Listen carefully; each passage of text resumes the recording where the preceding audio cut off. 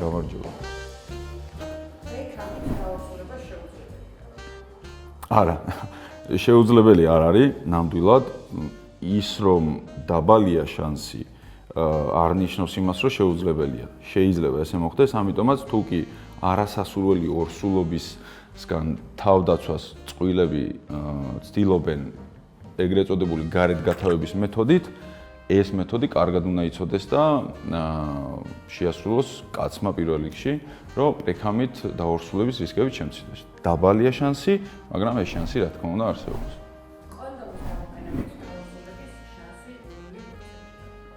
დაორსულების შანსი 0% არის მაშინ, როდესაც სექსი არ გაქვთ. ეს არის ერთადერთი ვარიანტი, როცა 0 არის შანსი.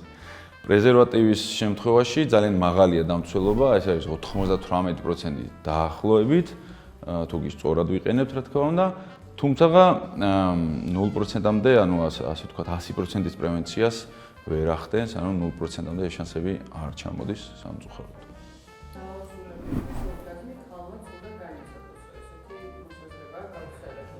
დაორსულებისთვის ორგაზმი არ არის აუცილებელი. ორგაზმი უფრო ესე ვთქვათ, ნევროლოგიური ნაწილი არის სექსის, სიამოვნების ნაწილი, ხოლო დაორსულება ხდება უკვე ფიზიოლოგიურად, როდესაც სპერმატოზოიდი შეხვდება კვერცხუჯრედს.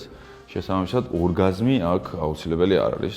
არც ქალის ორგაზმი და სინამდვილეში არც კაცის ორგაზმი არ არის აუცილებელი, იმიტომ რომ ძალიან იშვიათად, მაგრამ არსებობს შემთხვევები, როდესაც ეაკულაცია და ორგაზმი, ანუ სპერმის გადმოსვლა პენისიდან და ორგაზმის გაცდა ერთმანეთს შეიძლება არ დაემთხვეს.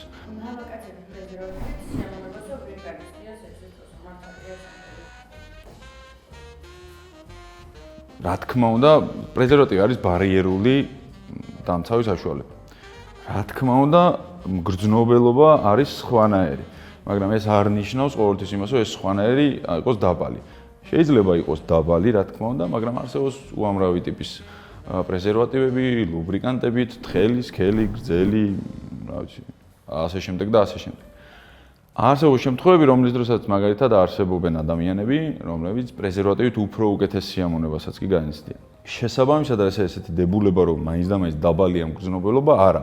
შეიძლება იყოს დაბალი, რა თქმა უნდა, ბუნებრივია, როდესაც ბარიერია, მაგრამ ეს იმას არ ნიშნავს, რომ ყოველთვის დაბალია და რაღაცა მით უმეტეს რაღაცეების გასაправებლად ამის გამოყენება მაშინ უსაფრთხოება არის თავი. კაცებს მხოლოდ პრეზერვატივით შეუძლიათ თავდაცვა. თავდაცვა კაცებს მხოლოდ პრეზერვატივით არ შეუძლიათ. თავდაცვა გააჩინა რა თავდაცვაზეა საუბარი. არსებობს სქესობრივი გზით გადამდები დაავადებები და არსებობს არასასურველი ორსულობა. ორივე შეიძლება კაცებში შეიძლება სხვადასხვანაირად დავიცვათ. რაც შორის არის ერთ-ერთი არის პრეზერვატივი და არა ერთადერთი.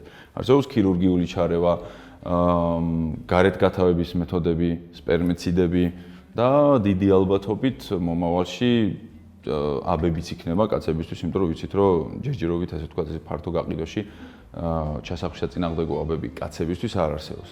ამიტომაც მხოლოდ პრეზერვატივი არ არის ეს ჩამოთვლილი მეთოდები, რაც ვთქვი და მათი კომბინაცია როგორც წესი ყველაზე კარგია და პლუს რა თქმა უნდა ის რომ გამოვიკვლიოთ ხოლმე ჩვენი ორგანიზმი და ვიცოდეთ ნამდვილად რომ სხვადასხვა ინფექციებისგან თავისუფალი ვართ.